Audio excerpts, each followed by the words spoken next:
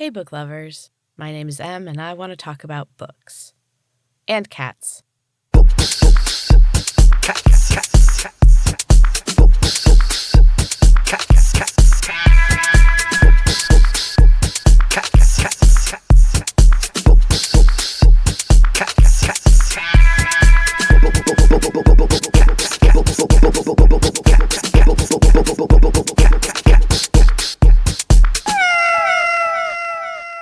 Welcome back, book lovers.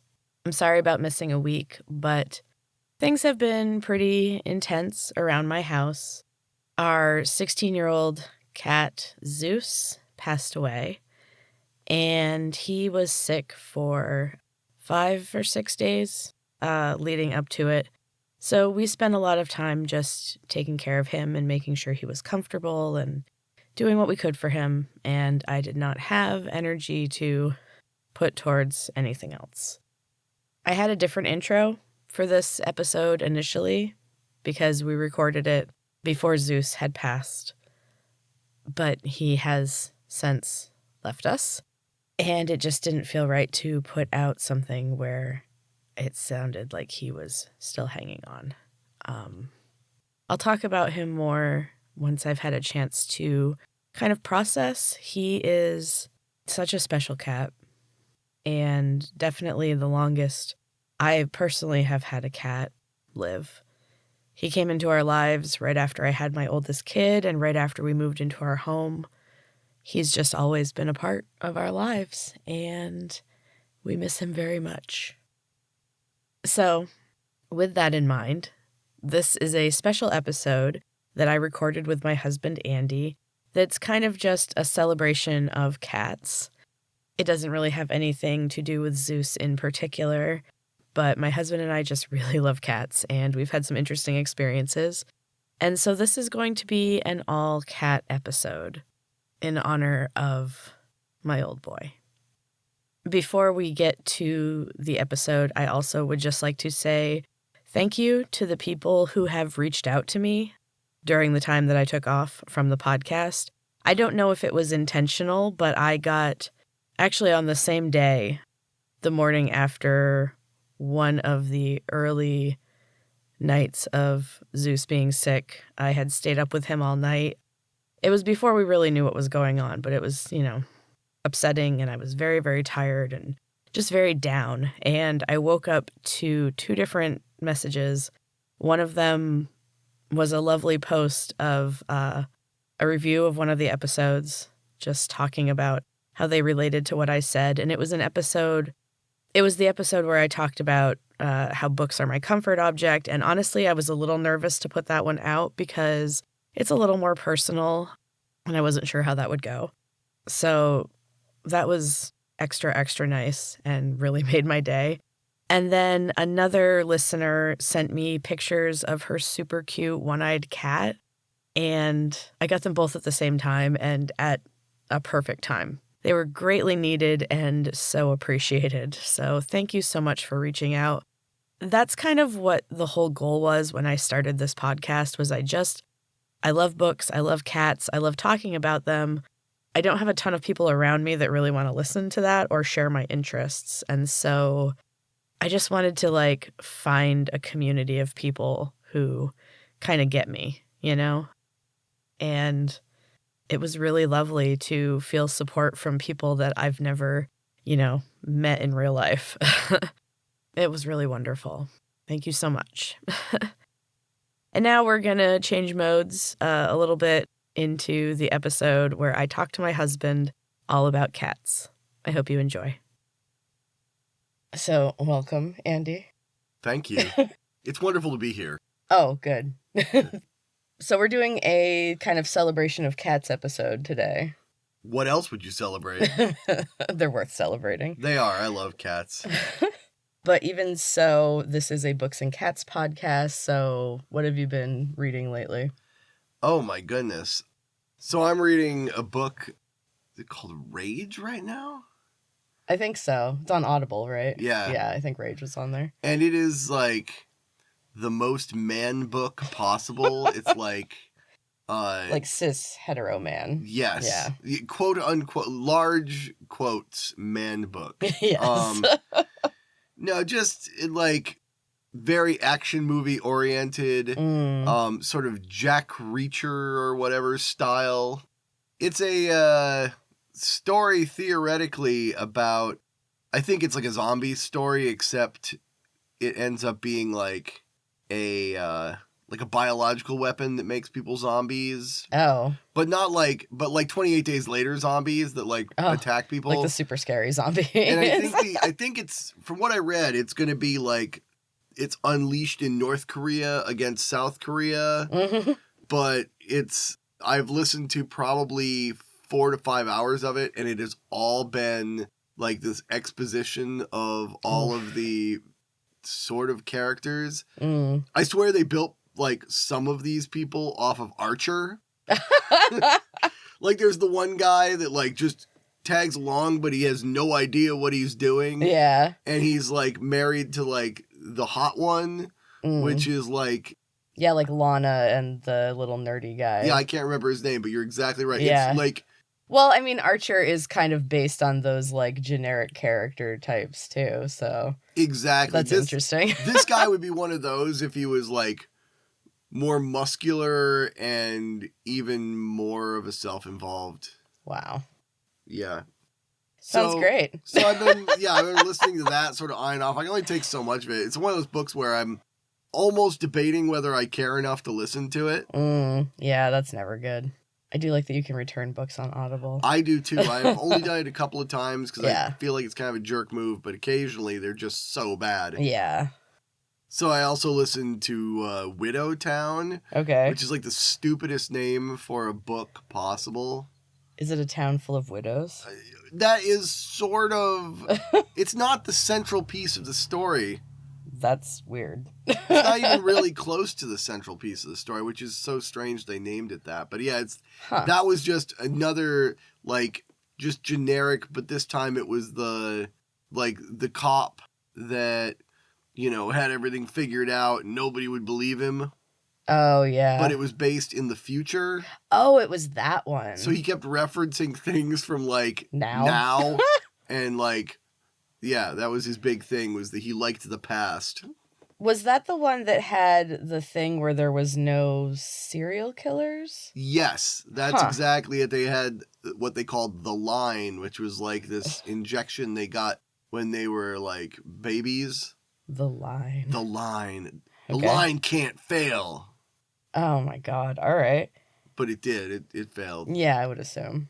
Yeah, it was, that was one where, you know, I'm not even, you tend to pick up on where a book is going sooner than I do. Yeah, I'm really bad about that. But, I mean, this one, like, literally probably less than halfway through, I was like, I bet it's blah, blah, blah, blah. Oh, and then you know for the rest of the time. Yes. See, yeah, that's such a bummer. I don't mind if I pick up on something, but then there's enough, like, distractions or other possibilities that I kind of, like... You're not entirely sure. Yeah, or you kind of forget initially, you know, and then it comes back at the end. But, yeah, I hate it when you just know for the rest of the time. Well, and it's one of those things where, like... See, we hinted at it. It's like, no, you made a giant neon sign that said what it was. Like, you're not being clever. You'd have to be a moron to read this book and get, like, 3/4 of the way through it and not know exactly who was doing the thing. Yeah. I like the idea, like, story-wise. I like the premise. That's one of the things that bothers me about certain books is I'm like, oh, you could have done such awesome things with this. It's a good idea, and you chose to do this with it. One of my favorite, like guilty pleasure movie things is, The Purge. Oh, yeah. God. And that was one where I was like, I love the concept of that. And then the first movie was literally, like, everyone's killing themselves outside, but the whole movie is based inside because some people managed to get inside the house. Yeah, and we're supposed to care more about, like, them than... like the calamity happening outside. Like I think the sequels got that and they started branching out, but then they got very Mad Max as well. Yeah, there's only so far. Yeah, there's only so far you can take that kind of thing anyway. All right, so Shall we move on to cats? Of course we should. Okay. Why wouldn't we do that? Okay. So you've had quite a few cats in your lifetime. I have had many cats in my lifetime. Yes. So I thought it might be kind of fun. I wrote down the names of every cat I could think of that you have had, that I know of anyway. So not a ton from your childhood, but okay, everything after that. And I'm just going to have you randomly pick names, and then I want just a little story or tidbit about them. Oh, Tybalt. Of course he's first. So Tibbs, as he was affectionately known. Yes. White cat, beautiful boy. So beautiful. He Deaf. was deaf, and I think had no sense of equilibrium due to that. I used to be able to hold him upside down, and he wouldn't know the difference. No. You could put him by the ceiling, and he would try to walk on the ceiling. And always, when he took a piss, hung his butt end outside of the litter box and destroyed a hardwood floor that we had in an apartment. Probably 2 different apartments. Yeah, 2 different apartments. He was a destructive boy. Sorry, landlords. We're bad tenants, but we couldn't make him stop doing it. I put rubber underneath it. Oh, we tried everything. And then it would, Yeah.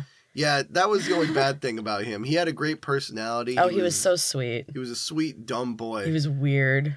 Yeah, obviously. I mean, yeah. Nobody taught him how to pee correctly, apparently. That's true. Where did we get him? Some random house in the middle of nowhere. It was some random person. Oh, that was just getting rid of a cat? They had 2 white kittens. One of them had green eyes, and that was Tibbs. And we took him, and they didn't tell us that he was deaf. We had to figure out that he was deaf. We used to have these little, columns in our apartment, and he would climb them. He would climb the columns in the apartment. And we had a tapestry, and he'd climb that. He was wild. He was a lot of fun. He was. He was a good cat. Destructive, but a lot of fun. The Prince of Cats. Let's see. Oh, Mel. Oh, Mel. Mel was the first cat that was well, I had one when I was a kid, but this is my first adult cat that I owned. Yeah. From when it was a kitten. From when she was born, right? Yeah, from when she was born. Yeah, because she was part of a litter of cats that were born in my strange apartment in Johnson. Yeah. We had way more cats than we should have. We were a group that never should have had kittens, but we had 2. It was like a weird apartment full of boys, and you guys had 1 million cats. Yes. And we had, I think during that time, we had 2 batches of kittens. Yep. And Mel was one of those kittens. It was just adorable. And so sweet. Yeah, she was just a nice cat. She wasn't particularly exciting in any way. No, she was just really sweet, snuggly. She had no teeth. It's true. When she was older. Yeah, when she was older, she kind of. And then her tongue would stick out a little bit. Oh, Mel. Ping. Or Pingy is my. Pingy. Pingy. This one I didn't meet. No, this one was probably 15 when I was in high school. Whoa. Yeah. Siamese cat that my dad always wanted a Siamese cat. His dad had Siamese cats, but it was a yellow point Siamese. What's or tiger that? Point. I don't know what that is. She was a Siamese cat, built like a Siamese cat, but had this yellow color to her. Oh. And I don't... Kind of like the Lady and the Tramp Siamese cats? No, because those look like regular Siamese cats, I think. Oh, I guess. We'll have to look it up later. Interesting. But, stay tuned. I don't remember much about her other than she was just kind of a bitchy cat. Just had no interest in being picked up. Yeah. Wasn't interested in being held. And constantly would, be stupid places. It was my dad's cat that he got before me, probably. Oh, wow. Okay. Yeah, they had it before I was born. Yeah. And he named it means something in Thai, I think, which is why he named it that. But just not a particularly not quite as skittish as most. Yeah, I've heard Siamese they're really cats. Not super friendly or social. It would she'd let you pet her, but she was not interested in much other than that. And she would always, the thing I always remember is my father had this rocking chair, and my father's a very heavy dude. Very large man. And never really paid any attention to his surroundings. Oh, no. And crushed that cat under the, like, rocking chair more times. Like, never badly, but just, like, Yeah. there'd be a horrible meow, and then she'd run away, and she'd be, like, hiding under a bed for... You think she'd figure it out after a You while? would think that, but she never did. All right. How many more of these are we doing? Let's do 2 more. All right. Oh, Strew. Oh, You're killing me here. I'm sorry. I didn't pick them. That's fine. Strew is my other other gray cat. Yeah. That Another sweetheart. she showed up on the porch. She was a Christmas cat. Yeah, she was our first Christmas kitty. And she would not be kept inside. I believe in like keeping your cats inside in general, especially where we live. Yes. There's predators, there's cars. Yeah. But she would not be held in. She would have been miserable. She was a hunter. Yeah, she was. She brought so many animals. She brought a live chipmunk into one of the rooms one day. We had to spend a whole bunch of time. Our dog got that one. Yeah, the dog did get that one. Yeah, once she brought it in, she had no desire to catch it, which was... No, she just brought it to us. Oh, my God, all the time. So she did that. She, like, oh, my God, what did she kill? She killed a couple of birds. She wasn't a huge bird killer. Tons of mice. Yeah, tons of mice. Yeah, she didn't get a ton of birds. I think she only did a couple of birds. Yeah. One of them was huge, though. Yeah. And then, didn't you say she got a snake one time? Yes. Oh, that's weird. Yeah, that was not. So she met her end by being squished by a car, unfortunately. Yeah, I talked about her on a podcast after it happened. That's what you get, folks. If you let your cat go outside, you got to accept that it's possible. Lots of, I mean, and thankfully we have decent neighbors, but like sometimes people will poison cats. So you really should keep your cats indoors. Yeah. She came from the outdoors. Unless you've got lots of land. Unless you have tons of land. And but even then you're accepting that, you know, animals. Yeah, your cat may become food for... Yeah. We had a Fisher cat in our backyard when I was a kid, and my mom was always scared that one of our cats was going to get eaten by a Fisher cat. Yeah, because they eat cats. Those things are terrifying. They are. I've only seen one once in the wild, and it was like on this really sketchy back road when I was driving home like late at night one night, and the lights caught it, and it was like terrifying. Yeah, they're weird. It was huge. Things. I mean, yeah, it was a big one though. It was like, no, they're scary. So I'm going to special request one story about a certain cat. I'd like to hear about Nemesis. Oh. Nemesis. So. Not our cat. Not our cat. When we lived in our apartment in Bakersfield, one day when it was so cold outside, a cat was yowling outside, and we're always like, oh, we can't let the poor cat freeze to death. Yeah. So we put out a little bit of food for him, and we started going like, oh, well, maybe, he'll come in, can have another cat. So I went outside, and he was a little skittish, and then I started, like, petting him the next time, and he was rubbing all up against me and being all friendly, and the next thing I know, I'm just wearing a glove of pain that goes up to my elbow, and the cat has, like, just clawed me and bit me with every possible... If it was part of the cat that could grab and hurt me, it was doing that with it. Yeah. It was like a wild animal. Yeah. I basically had to fling the cat off of me. Yeah. And then he still hung out for a bit. We called him Nemesis because Tibbs would sit in the window and they would yowl and hiss at each other. Yeah. So he was Tibbs's nemesis. And I guess yours. Yeah, I mean, I forgive him, but... Yeah. Either run away or, like, don't be friendly and then try to murder me. Yeah. That's not cool. Some people would say don't approach the weird, like, cat from the outdoors, but we don't roll that way. So you said 2 more, so I gotta do another one. Oh, that's right. I'm sorry. That's okay. I thought we were done. Nemesis is a bonus. Oh, Jaeger. Oh, Jaeger. You're gonna help me with this one. Jaeger was our friend Kate's cat, and he was... We lived with them for a while. Yeah, he was a pampered little boy. And one day we heard a huge crash in our bedroom. And the cat had managed to overturn like a 50-pound dresser. Yeah, it was huge. Full of stuff. Dump its contents everywhere. Everywhere. He had somehow gotten behind it and used his strength to leverage it backwards. Yeah. He was a strong cat, too. Apparently so. He was also the first cat I saw that would just run in a circle until he fell down. Like, he would not stop. Laser pointer with that cat was hilarious. It was the best, yeah. I don't know that I've ever seen a cat since then that played with a laser pointer quite as intensely as Jaeger did. Seriously. All right. Well, that was fun. A trip down cat memory lane. Yeah. I'll save the rest of them. Maybe we can do this again. Yeah, that'd be fun. So now we are going to take a quick break, and then we're going to do a little cat trivia and then talk about some quotes about cats. All right. Welcome back.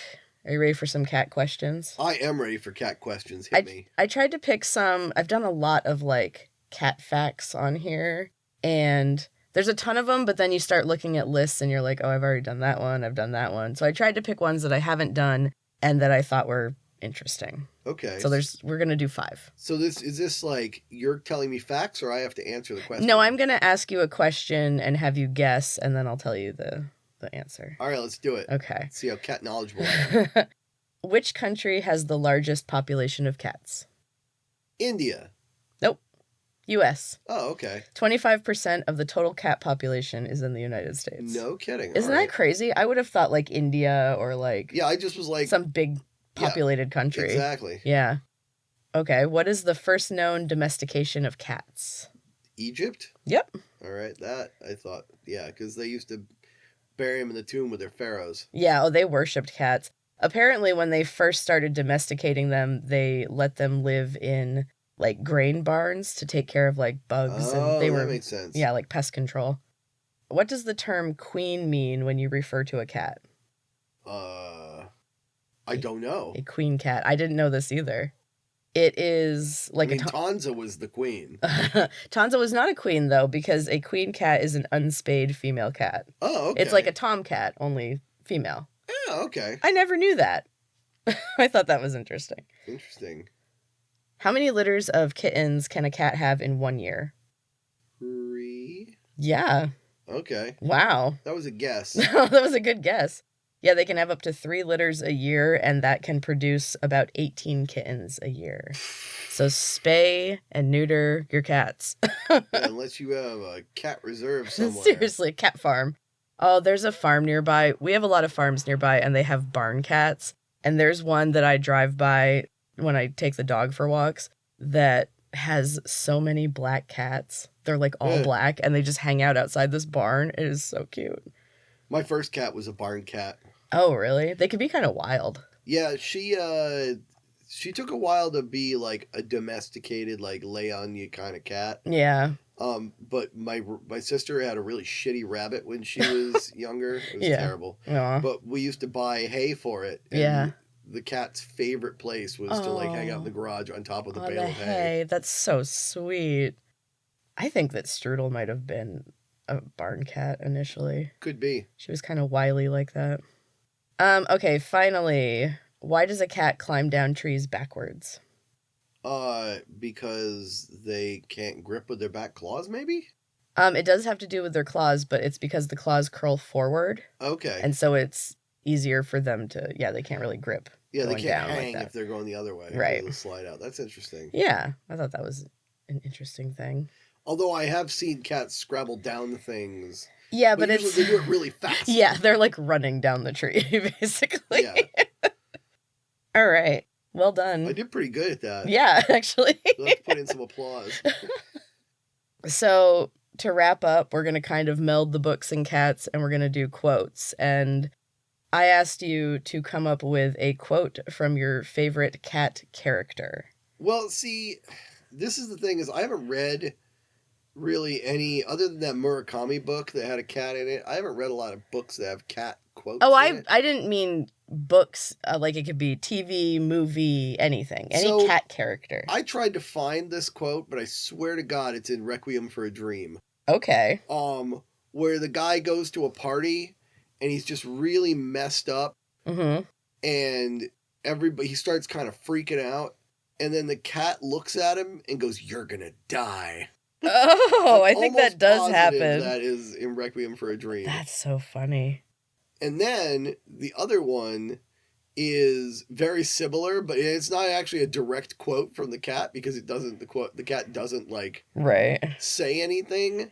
But if you ever wanted to watch a terrifying movie about a real thing, there's a documentary called The Nightmare that's about sleep paralysis. Oh God. And there's this section in it where they're having a party and this guy goes to bed and everybody's just like, there's like a king bed or a queen bed and everybody's just sort of sacked out in the bed.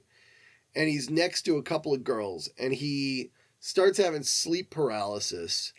And he has this huge sleep paralysis demon that says this like, you don't know who I am, but I know who you are, but you don't know who I am. Which is funny because if you don't say it in the scary voice, it's like, what are you talking about? But it sounds terrifying. Oh, like, yeah. If some big glowing-eyed demon thing was just screaming that at me, I would lose my mind. Yeah. He's awoken by the girl next to him, blood-curdling scream. Okay. And she is laying there, and she becomes conscious to a cat on her chest with glowing red eyes, looking at the guy, talking to the guy in some language she didn't understand. And that was like the one thing in the movie. The rest of it, you're like, oh yeah, sleep paralysis. Like, makes sense. You know, you're just having a weird sleep thing. But that I was like, wait, how are you both having the thing and the cat's involved? Like, it doesn't make any sense and it's terrifying. Shared sleep paralysis. So that's another scary cat thing. That's funny. Yours are probably going to be more gentle than that. No, I only have one, and it's from a movie that I loved as a kid that was also a book, although I've never read the book. The Last Unicorn. Oh, yeah. Because I love the cat in that movie. Like, I don't remember the cat in that movie. He has a peg leg and an eye patch. Oh, yes. And he kind of talks like a pirate. Yep. And he talks in riddles. So the quote I have is, I am what I am. I would tell you what you want to know if I could, for you have been kind to me. But I am a cat, and no cat anywhere ever gave anyone a straight answer. I like that. I love how cats are always portrayed as like tricksters. My absolute favorite cat character is also a trickster. Can you guess who it is? The Cheshire Cat. Yes. I figured you'd get that one. I did.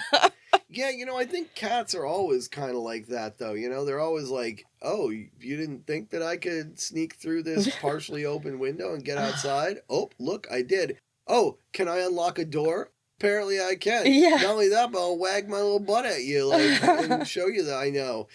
Cats are always just kind of like... They're so smart. Yeah, and they're always sort of flipping you the middle finger. Like a little bit, yeah. They're always doing their thing. They love you. Yeah. But they're like, did you try to keep me out of somewhere? They're like teenagers. I can claw my way into this bag of food, Oh, and they will. Yes. Yeah, I feel like our dog is kind of like a perpetual toddler, and I feel like the cats are teenagers. Yes. That's why I like cats better. Oh, yeah? I am solidly in Camp Cat. I love our Dogs dog. need a lot of attention and care. Yeah. I just don't know that I need to be loved as much as a dog loves me. Like, I prefer to, like... Yeah. I like an animal that, like... You need a little space. Yeah, well... You gotta work for it. It can choose to like me. Like, if it feels like it. Like, if a cat comes up and snuggles with you, like, the cat's, like, in a snuggle mood. Or, I mean, although going back to the fact that they just do what they want, maybe your body heat, Yeah, exactly. Are they ever really being nice to you? Oh, I think sometimes, but they definitely have their own motives. I agree. Dogs care about you. Yes, they do.